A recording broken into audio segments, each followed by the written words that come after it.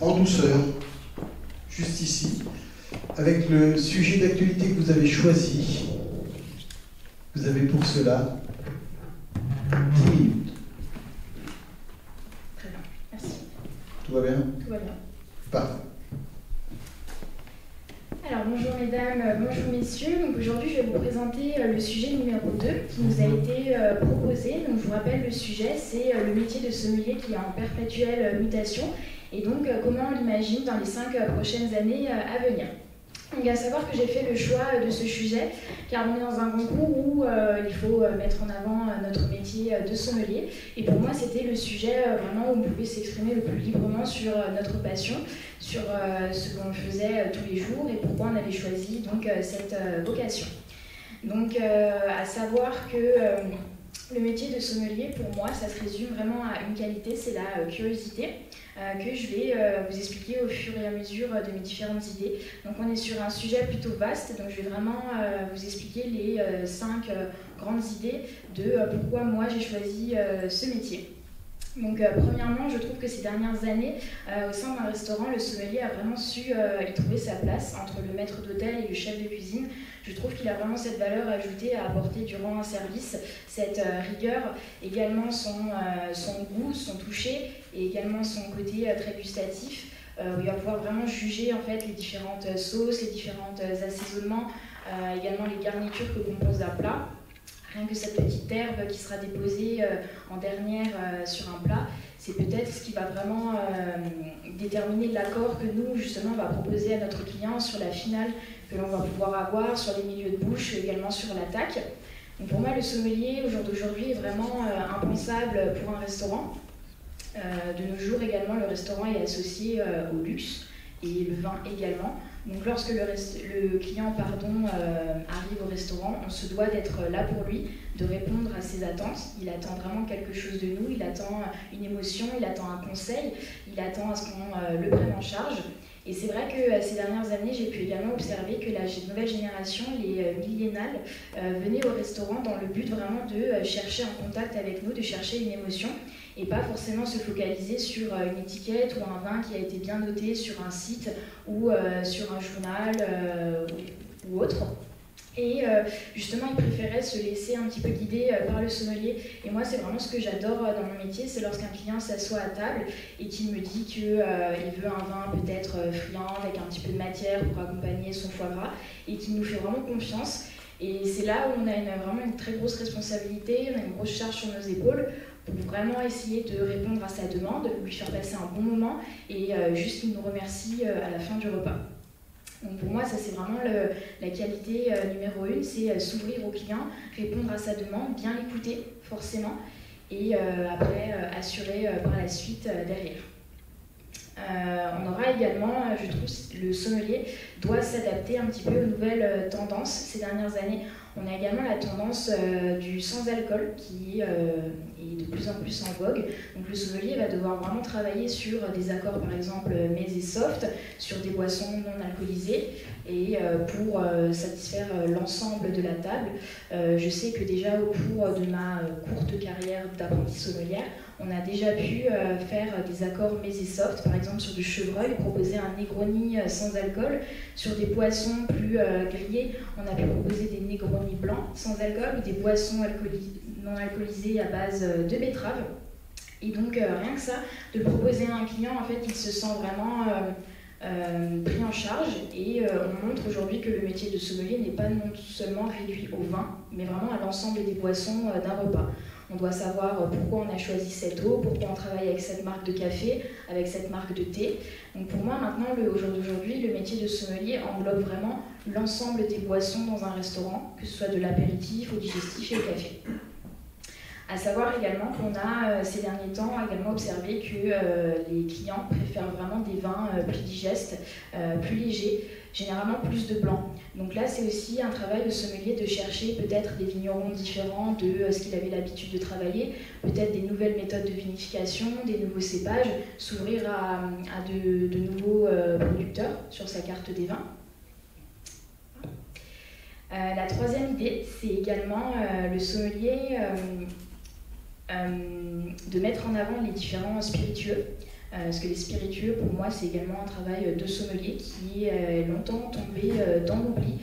C'est vrai que même au cours de nos mentions complémentaires, pour ma part, on étudie les spiritueux, mais je trouve dans un esprit plutôt vague et rapide. Et c'est vrai qu'au restaurant, lorsqu'on est au bar, pour vraiment accompagner notre client jusqu'à la fin du repas, on se doit lui proposer un bon digestif. Et pourquoi la méthode de fabrication, la méthode d'élevage, également le producteur de ce whisky. Donc pour moi, le sommelier, au jour d'aujourd'hui, il a une curiosité qui doit être vraiment infinie sur l'ensemble des différentes boissons qu'il peut proposer au restaurant. À savoir également que le sommelier a une nouvelle charge, c'est de travailler main dans la main vraiment avec le vigneron, avec le réchauffement climatique que l'on subit aujourd'hui. Donc pour ma part, je viens de la région alsacienne et c'est vrai qu'on subit pas mal ces fortes chaleurs, surtout sur le pinot noir. Donc c'est vrai que ces dernières années, au fur et à mesure, en allant déguster, on a pu voir les vignerons qui travaillent un petit peu les nouveaux cépages. On a la Grenache et la Syrah qui ont fait vraiment leur apparition en Alsace. La Grenache qui reste encore un petit peu brouillon, mais la Syrah qui a bien pris la chaleur, bien pris les sols alsaciens. On a également le Chardonnay qui est de plus en plus présent en Alsace. Donc là, les vignerons vont vraiment, je pense, s'ouvrir à de nouveaux cépages dans leur manière de travailler. Donc c'est à nous aussi d'aller goûter, de leur demander pourquoi et de s'adapter en fait à cette à ces nouveaux cépages dans nos différentes régions. Comme on a pu le voir également, en France, on a la création de nouveaux vignobles. En Bretagne, plus dans le nord de la France, on a également dans la Somme, entre Arras et Amiens, on a en janvier 2024 un nouveau chai viticole qui a été inauguré dans une ancienne usine de fabrication de betteraves. Donc pour vous montrer vraiment que tout bouge et dans le monde de la sommellerie.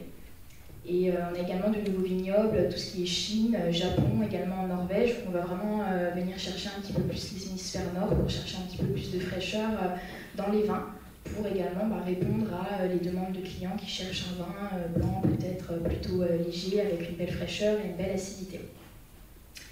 Donc à savoir également que pour moi, le métier de sommelier dans les prochaines années m'inspire également, car je trouve que de plus en plus on a de femmes dans ce métier qui a trop longtemps été peut-être masculinisé. Et c'est vrai que j'en suis très fière, même aujourd'hui, d'en voir dans le jury, d'en voir dans les candidats et également dans les professeurs. Je suis très fière aussi d'en faire partie en finale. Donc je trouve qu'on a vraiment notre place. Chez les vignerons aussi, les vigneronnes, on a toujours un palais peut-être plus délicat. C'est tout le monde m'a un petit peu enseigné ça, que les femmes avaient un toucher un peu plus délicat avec le vin en bouche.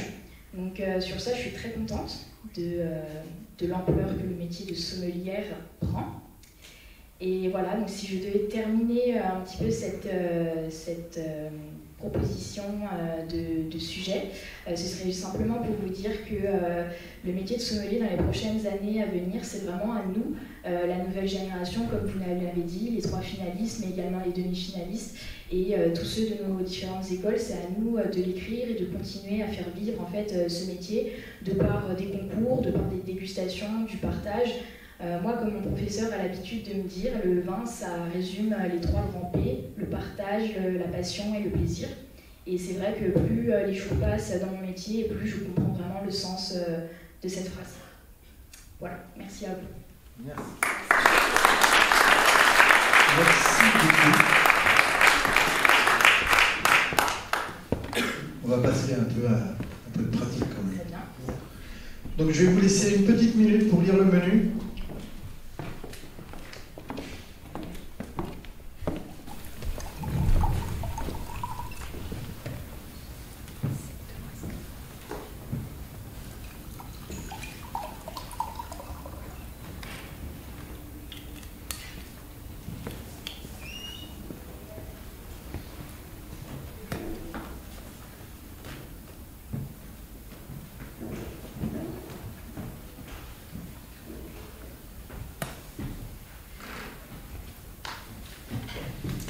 Tout va bien? Très bien. Je vous laisse avancer vers cette table. Vous avez donc 3 clients qui ont choisi ce menu. Vous avez le prix du menu. Ils souhaitent un accord mets et vins pour chaque plat. Mais en attendant, Ils ont choisi une bouteille de champagne, c'est l'anniversaire de madame. Donc vous vous demandez en même temps que de préparer l'accord mise et vins, de faire le service du champagne. Pour cet atelier, vous avez 7 minutes. Très bien. Voilà. Donc faire le service et l'accord. Voilà. Ok.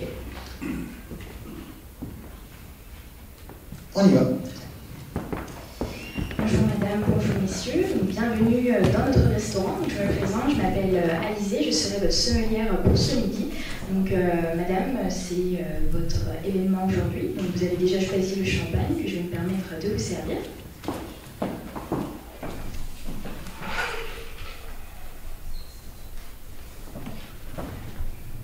S'il vous plaît madame, la Maison de l'Allier sur la cuvée R20 en champagne brut.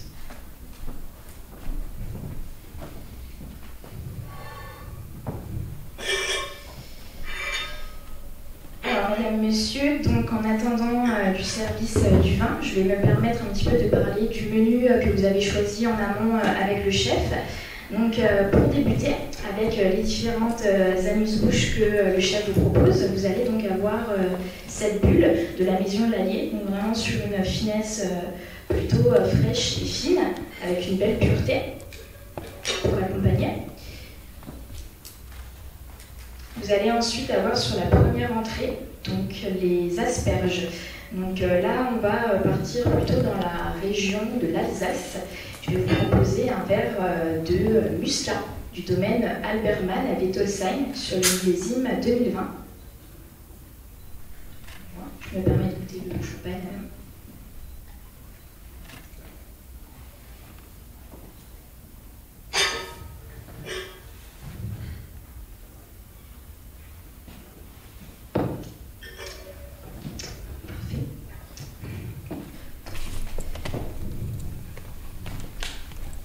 S'il vous plaît.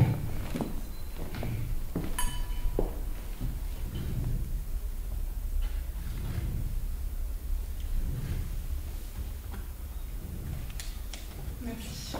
Donc pour en revenir sur nos asperges, on va partir au domaine Albermann, donc à Wettolsheim, qui travaille leur muscat d'Alsace, le muscat automnel qu'on va vous proposer. Donc c'est un domaine qui travaille sur des vieux foudres. Donc vous allez simplement avoir une empreinte boisée pour amener de la matière sur les asperges. On va venir chercher un cépage plutôt mûr, avec des notes plutôt végétales et florales pour accompagner les asperges et rejoindre cette petite amertume sur les finales plutôt agréable et délicate, qui va vraiment venir bien vous ouvrir les papilles. Le muscat, généralement, pour un début de repas, c'est assez idéal, si tout vous convient. Donc je vais vous proposer un verre, bien entendu, une bouteille. Ça me semble en faire un petit peu trop, malgré l'événement de madame. Voilà, donc je vais continuer l'argumentation en vous souhaitant une excellente santé.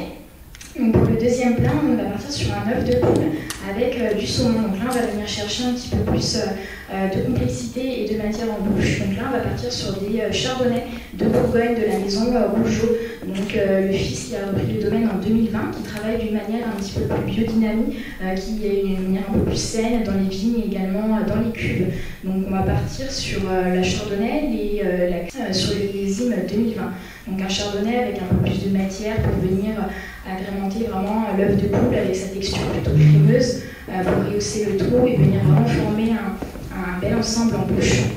Pour le troisième plat, on va partir plutôt donc, dans le sud-ouest avec un agneau, donc un agneau connu vraiment pour sa chair plutôt délicate, rosée, qui sera accompagné de fèves de tonka, donc vraiment pour amener un petit peu plus de gourmandise et faire presque un côté sucré-salé. Donc là, ce que je vais vous proposer, c'est plutôt un vin de la région du sud-ouest de chez Nicolas Lebrun, donc la cuvée Gaillac, l'appellation Gaillac. Sur la cuvée, il ne faut pas s'en faire, composée de fer Cervado à 100%, sur le millésime 2022.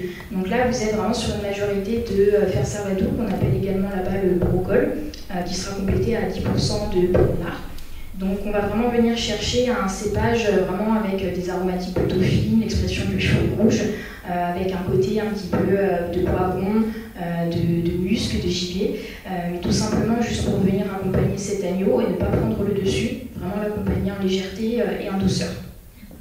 Vous allez après avoir une petite pause Donc juste avant le fromage, je vais vous proposer un petit granité pour vraiment vous rafraîchir le palais entre la viande et le fromage. Donc on va faire un granité de bouisselet. Le bouisselet, donc un cépage plutôt oublié du sud-ouest, vraiment très friand. C'est juste pour vous rincer le palais afin de repartir de plus belle. Donc le stilton qui est un fromage à pâte pressée. Donc là, ce que je peux vous proposer, c'est un vin orange de macération du domaine Marc Soliard en Bourgogne, donc connu vraiment pour des cépages plutôt fins. On est sur des macérations plutôt courtes de 6 jours.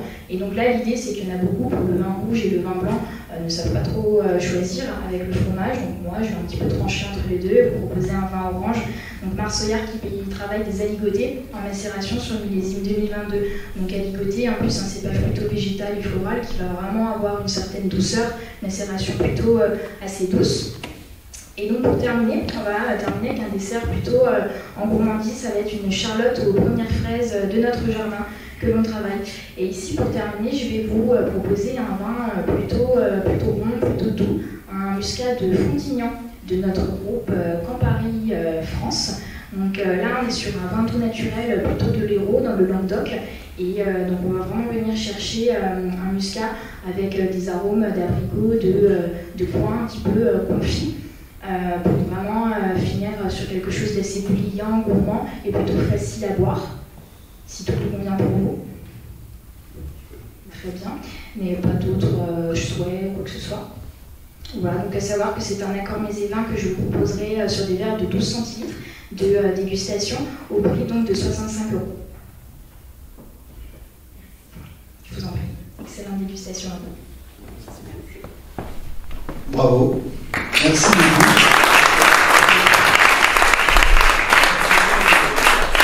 C'est presque fini.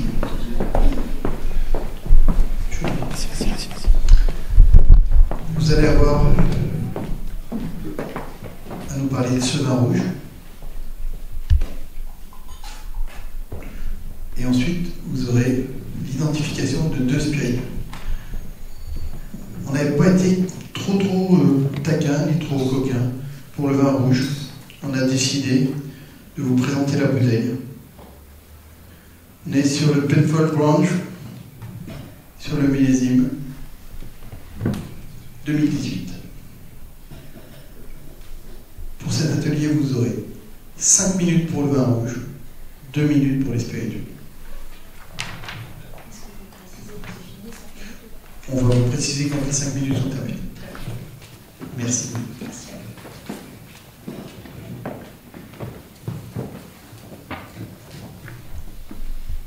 Alors pour la dégustation du vin rouge, donc j'y retrouve un vin rouge à la couleur robe pourpre, plutôt intense, avec des reflets rosés, sur un disque moyen, qui présente des larmes fines, épaisses et qui s'écoulent lentement.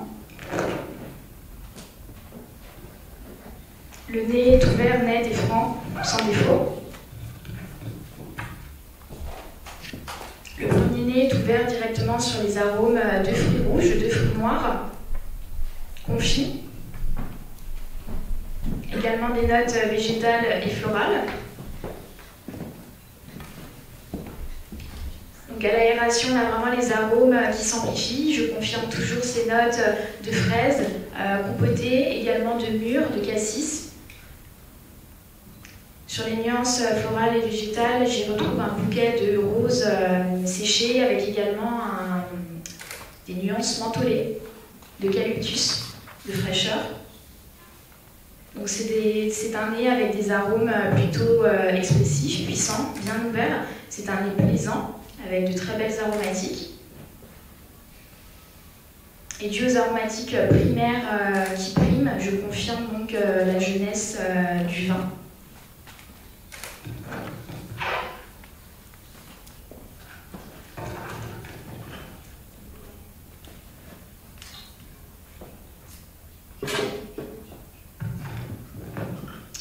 En bouche, l'attaque est franche, directement.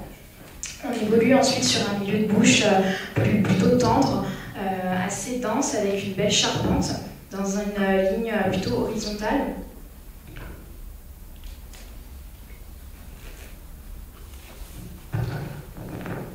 La rétrofaction est toujours marquée par les arômes de fruits noirs et de fruits rouges, avec également des nuances et des notes fumées qui viennent agrémenter le tout. Fumée, également de cuir, légèrement. La matière est présente. On retrouve un élevage très bien maîtrisé, très bien intégré. On sent vraiment qu'il y a eu, à mon avis, un passage en barrique qui se font bien, car les tanins sont vraiment très soyeux.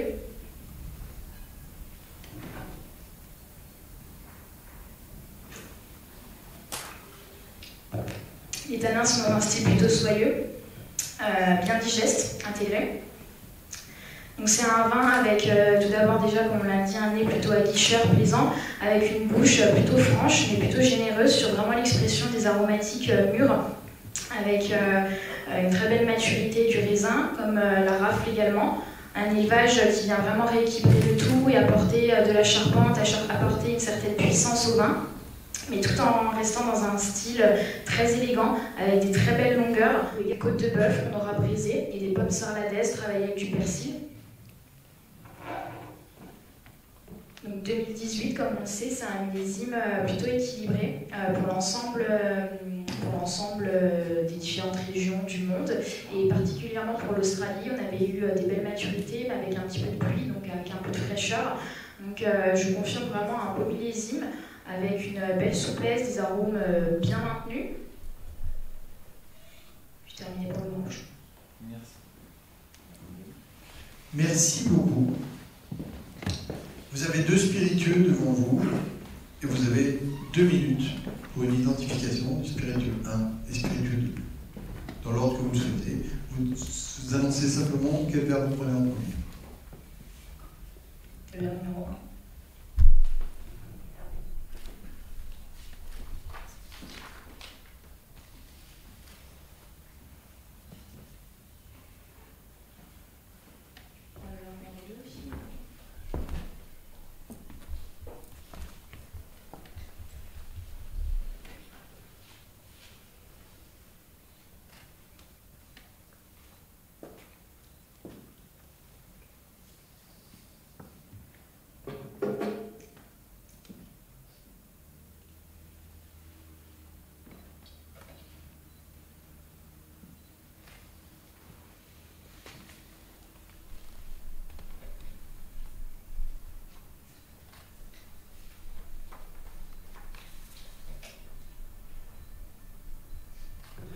Le verre numéro 1, une eau de vie de vin, un cognac.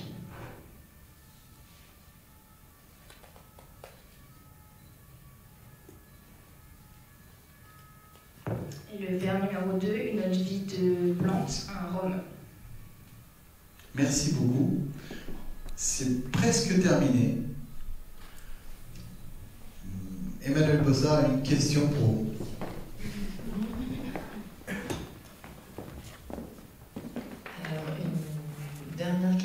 Qui concerne le groupe Campari. Est-ce que vous pourriez, s'il vous plaît, me citer 4 marques qui appartiennent au groupe Campari? Très bien. De spiritueux ou de vin? Ce que vous voulez. Ok, très bien. Donc on a tout d'abord la maison Ugel à Rivière en Alsace. Vous avez les rhums Trois-Rivières, la marque également Grand Marnier, et les vermouths El Professor.